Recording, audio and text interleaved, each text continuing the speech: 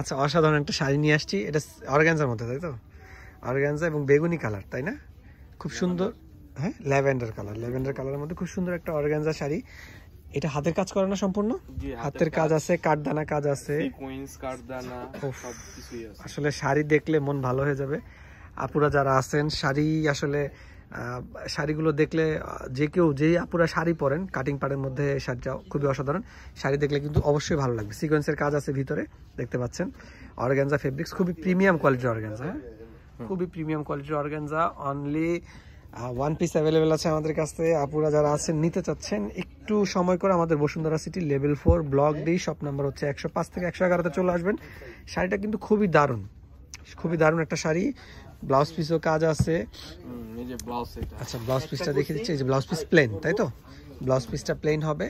আর হচ্ছে যে, আচ্ছা, ব্লাউজ পিসের সিকোয়েন্স আছে, প্লেন না, অল ওভার হচ্ছে সিকোয়েন্সের কাজ করে দেওয়া আছে। সিকোয়েন্সের অল ওভার সিকোয়েন্সের কাজ করে দেওয়া আছে ব্লাউজ পিসের মধ্যে, এবং অল ওভার বডিতে সিকোয়েন্সের কাজটা কিন্তু যে নর্মাল যে কাজ বর্তমানে বাংলাদেশি কিছু শাড়ি তৈরি করে, যেগুলো হচ্ছে ফুলে থাকে, ফিনিশিং ভালো হয় না। এই শাড়িগুলোর ফিনিশিং কিন্তু খুবই ভালো। শাড়ি দেখলে আপনারা বুঝে যাবেন যে কোনটা হচ্ছে আর্টিফিশিয়াল, কোনটা হচ্ছে অরিজিনাল। এগুলো একদম লক করে দেওয়া আছে পজিশন মতো, কোনো মানে ইসের কাজ করা হয়নি এখানে কোনো।